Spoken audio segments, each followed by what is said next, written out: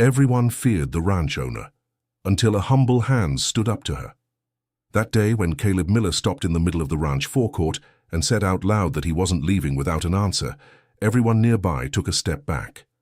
Except him.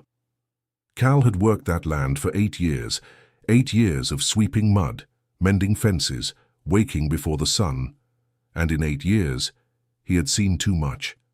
He had seen men older than him walk out the gate with their heads down, not even allowed to ask why. He had seen entire families have their lives dismantled overnight because Mrs. Eleanor Sterling had decided so. No warning, no explanation. Just that folded piece of paper placed in their hand and a gesture toward the exit. Everyone feared Mrs. Eleanor. The oldest hand spoke of her with a respect bordering on fear. The women who worked in the manor house lowered their voices when she passed down the hallway. Even the suppliers who came from out of town, men used to dealing with tough folks, left their meetings with her with a look that mixed relief and fright all at once. And on that morning of thin fog, with the smell of wet earth drifting in from the fields and the low murmur of cattle in the back, Cal stood in the path waiting for her. Mrs. Eleanor arrived with that step of hers, firm and straight, the brown suit she wore when handling business, the white blouse neatly buttoned, her blonde hair pulled into a tight bun, the pearl earrings she never took off, not even on the hottest summer day. She stopped when she saw Cal on the path. Her hands went straight to her hips. Her gaze went straight into his eyes. And anyone who knew Mrs. Eleanor knew that was the sign that the conversation was already over, before it even began. But Cal didn't move from the path. He had come at this hour because the afternoon before she had gathered the workers in the community barn and announced without beating around the bush that the east pastures of the ranch would be sold in 30 days. Those lands where 12 families had lived and worked for years. Those lands that for many people, they were the only life they knew. No one said anything in the community barn. Not a word. The silence was so heavy you could hear the wind passing through the roof tiles. The people filed out one by one looking at the ground, and Cal was among them with a lump in his throat he couldn't swallow. That night, he didn't sleep. He sat on the doorstep of his room, a simple brick and cement-floored space at the back of the bunkhouse, staring into the dark and thinking about the children who ran among everyone's feet, thinking about Mr. Silas, who was 68 years old and had spent half his life on that ranch, thinking about Jed's wife, who was pregnant with her 3rd child and had already fixed up her little house twice with her own hands. Cal was not a man of speeches. He never had been. He was a man of few words and much work, with a wide-brimmed hat that held more dust than color, and work clothes that told every day of toil on the ranch. But there was one thing he had always known about himself. When something was wrong, he felt it deep in his chest like a stone. And that night, the stone was there. Before going to meet Mrs. Eleanor that morning, he stopped by the edge of the creek where Mr. Silas usually smoked his dawn cigarette. The old man was there, standing, looking at the water that ran low because of the drought that had already lasted 2 months. "Mr. Silas," Cal said, approaching slowly, "do you know why she's selling the east pastures?" The old man didn't answer right away. He took a long drag, let out the smoke and turned his face to Cal with that way he had of carrying much more than he showed. "Son," he said, "that woman isn't what she seems, but she's also not what you think she is."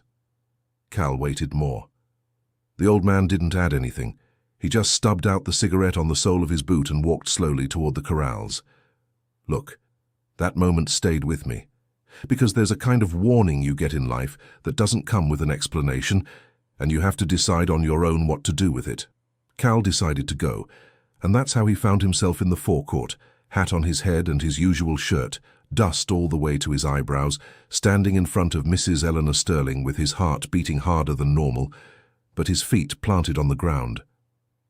"Mrs. Eleanor," he said, his voice controlled, "I need to talk about the east pastures." She looked at him for 2 or 3 seconds that felt much longer than that. Then she replied with a coldness that wasn't anger. It was something different, something deeper than anger. "There's nothing to talk about, Caleb. The decision has been made." "The decision may have been made," he said, "but I still need to understand why. These people have children, Mrs. Eleanor. They have homes, they have lives here. She didn't move a muscle in her face. You're an employee of this ranch, not its manager. Tend to your own business. And that was when Cal felt the stone in his chest grow even heavier, because he realized that wasn't the tone of someone who was right and knew it. It was the tone of someone carrying a huge burden and wasn't going to let anyone see it. But he didn't yet know the size of that burden. He would only find that out later. Cal backed off that morning. He didn't run away, didn't hang his head the way she probably expected. But he backed off because he realized that pushing any further right then wouldn't open any doors. He walked slowly back to the fields, his mind racing a mile a minute. Something didn't add up. Mrs. Eleanor was not an impulsive woman. Everything she did was calculated. So why sell those very lands? The east pastures were the best on the ranch for grazing. Everyone knew that. Selling them was like tearing the heart out of the herd. In the afternoon, while replacing a broken gate near the manor house, Cal ran into Hattie, the cook who had arrived at the ranch around the same time he did years ago. Hattie was a small talkative woman, the kind who knew everything but kept most of it to herself. She was carrying a basket of laundry and passed him with a strange look on her face, a tightness he recognized. "Hattie," he called softly. She stopped, looked around, and came closer. "Do you know anything?" he asked. Hattie was silent for a moment. Then she said, almost whispering, "All I know is that Mrs. Eleanor hasn't been sleeping. She's awake when I arrive at dawn to make the bread. She sits on the porch alone, staring into nothing, and Preston has been coming here every week." Cal knew Preston. Preston Thorne was the ranch's accountant, a man about 50, always well-dressed, always with a leather briefcase in his hand and a smile that reached his lips but not his eyes. Cal had never liked him, but never had a concrete reason for it. It was just a discomfort, the kind you can't quite put a name to. "Every week?" Cal repeated. "Every week," Hattie confirmed. "Sometimes twice, and when he leaves, she's worse than when he arrived." Dear listener, if you're enjoying the story, go ahead and leave a like, and especially subscribe to the channel. It really helps us who are just starting out. Now continuing. Over the next 2 days, Cal worked as usual, without any sign that he was paying attention to anything else. But he was. He paid attention to when Preston's car came through the gate. He paid attention to Mrs. Eleanor's demeanor after the meetings with him. He paid attention to the numbers he occasionally heard mentioned when passing by the office with the window slightly open. On the afternoon of the 3rd day, he accidentally overheard a snippet of conversation that changed everything. He was fixing a faucet outside the office when he heard Preston's voice, more irritated than usual, saying, "If you don't sign soon, the opportunity disappears. The buyer won't wait." And Mrs. Eleanor's voice, lower, more tired than he was used to hearing. "Are you sure there's no other way out, Preston? Absolutely sure." "Absolutely," he replied. "The numbers don't add up any other way." Cal stood still, wrench in hand. That didn't sound like a negotiation. It sounded like pressure. That night he went to the creek again. Mr. Silas was there, as if waiting, sitting on a rock with his elbows on his knees. "Mr. Silas," Cal said, sitting down beside him. "Did you know Mr. Arthur?" The old man's face changed in a subtle way. It grew even quieter. "I did," he said. "I worked with him since he was 30, until the end." Arthur Sterling had passed 3 years ago after a long illness, and the ranch had gone entirely to Mrs. Eleanor, who had been his wife for nearly 25 years. Everyone knew that. "Was he a good man?" Cal asked. "He was the best boss I ever had in my life," Mr. Silas said without hesitation.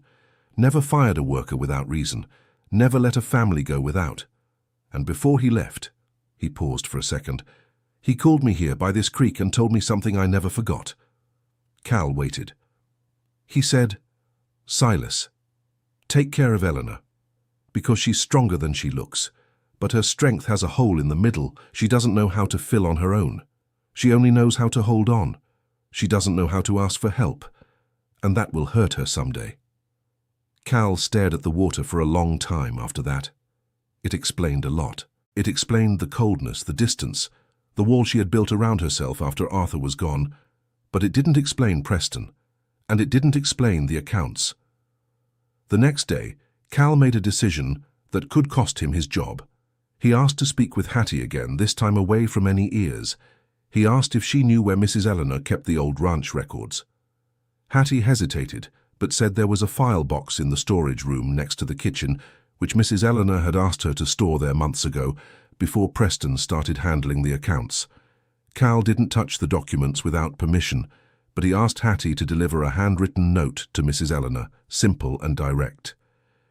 "Mrs. Eleanor, before you sign anything, compare the old numbers with the current ones. I'm not an accountant, but I know that when someone says there's no other way, it's worth checking if it's true. Respectfully, Caleb Miller." Hattie stared at the note with an expression that mixed admiration and shock. "Do you realize what could happen to you if she gets angry?" she asked. "I do," Cal said, "but I also realize what could happen to 12 families if I stay quiet." I had to stop here for a second, because there is a kind of courage that is not the loud courage, it is the quiet courage of someone who isn't trying to be seen, just wants the right thing to happen. That is the hardest to have. The day passed. Cal worked as usual. He didn't look toward the manor house more than he had to. He didn't wait for anything. He just did what needed to be done and went to sleep when the sun went down. In the early morning he woke to a different noise outside. He lay still, listening. It was the sound of footsteps on the ground, steady and hurried, going toward the storage room. Early the next morning, before breakfast, Hattie tapped lightly on his bedroom window and said with wide eyes, "She stayed up all night in the storage room. When I got there, she had papers spread out across the table and a face I've never seen on her before." "What face?" Cal asked. "The face of someone who just realized she was deceived." What happened next didn't happen the way Cal expected. There was no shouting. There was no scene. Mrs. Eleanor summoned Preston for a meeting that afternoon, and when his car came through the gate, she was already waiting in the office with the box of documents on the desk and an expression that made even the air feel colder. Cal was far from the manor house, fixing a water trough when he saw Preston's car leave through the gate less than 40 minutes after it had entered, faster than ever before. Later, Hattie told him what she had managed to overhear from a distance.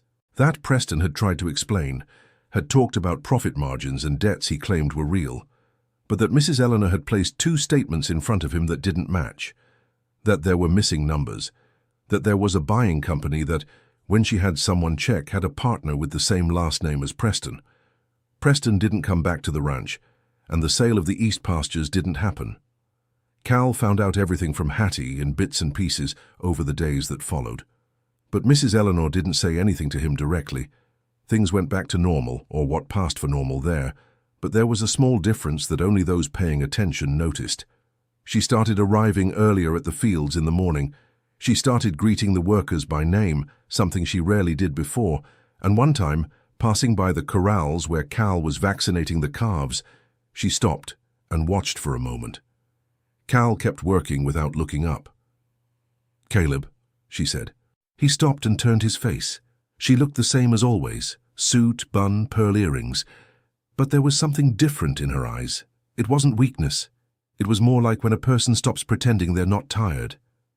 "I'm not good at thanking," she said, "but what you did, it wasn't your duty. You could have kept quiet." "I know," he replied. She was silent for a moment, and then said something Cal didn't expect. "My husband used to say the ranch is made of people, not land. I stopped believing that for a while." Cal didn't answer. He didn't need to. She gave a small nod, which was her version of much more than it seemed, and walked away with her usual steady step. Dear listener, if you're enjoying the story, feel free to hit like and especially subscribe to the channel. It helps us a lot who are just starting out. Now, continuing. What followed wasn't an instant transformation. Life doesn't work that way, and Mrs. Eleanor even less so. She remained a difficult woman in many ways. She stayed demanding, stayed serious, stayed making decisions that sometimes were hard to understand, but something had broken in a place that had been stuck for a long time. Mr. Silas was the first to truly notice. One afternoon, while he was patching an old piece of leather under the oak tree near the main corral, he saw Mrs. Eleanor pass by and stop close to the pen where the colts were. She stood there for a while, leaning on the fence, just watching. Not like someone assessing an animal's value, like someone seeing something beautiful. The old man went to Cal later and said only this: "She's back." Cal didn't ask what he meant. He understood. Weeks later, when the ranch began hiring a new accountant, this time a woman recommended by a neighboring rancher of good reputation, Mrs. Eleanor summoned the workers to the community barn again. That same barn where she had announced the sale of the east pastures. But this time the silence that formed when she entered was different from before.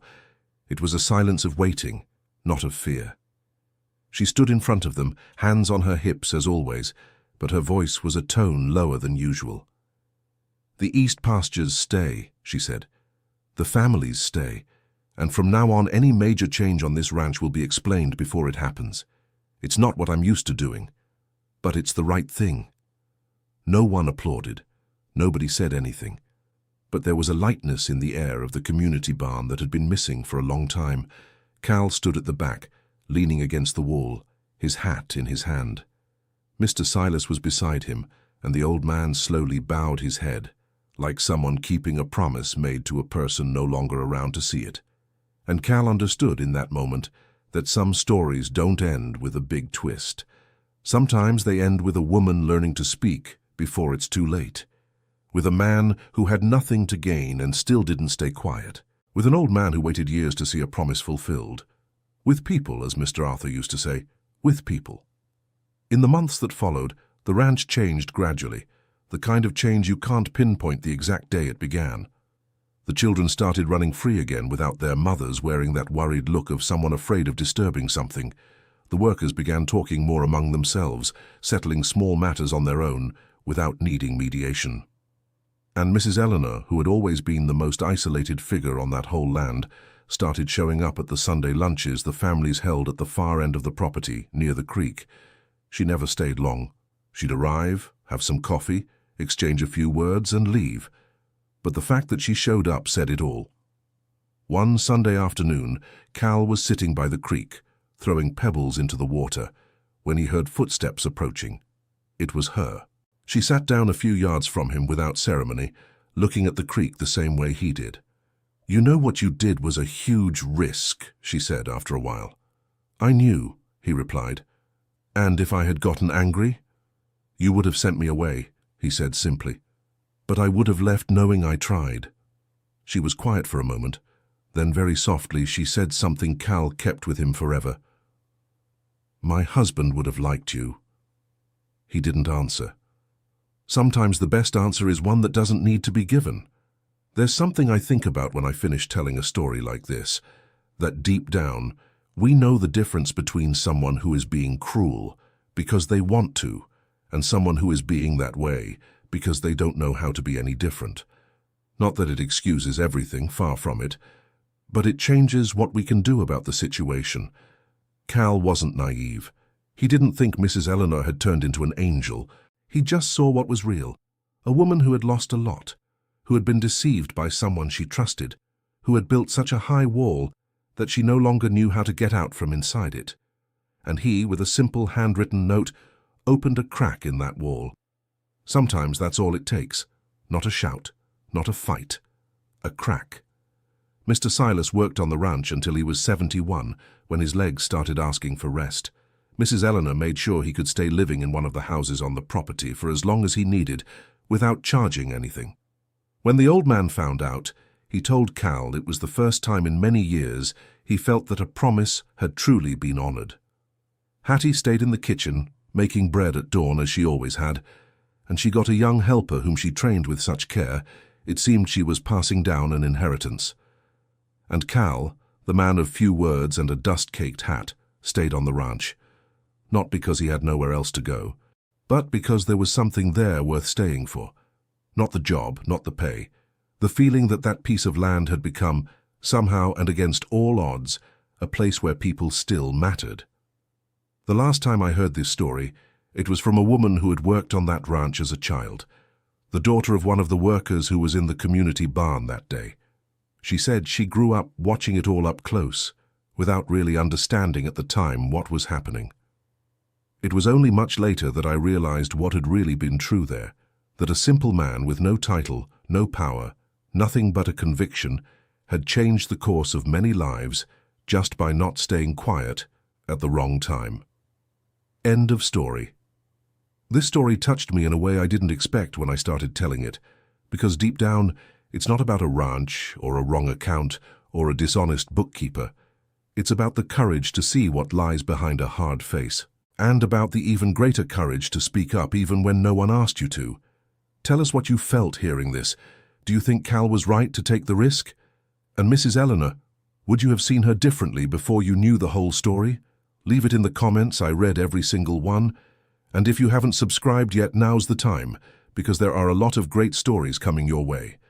Thank you so much for sticking with me this far.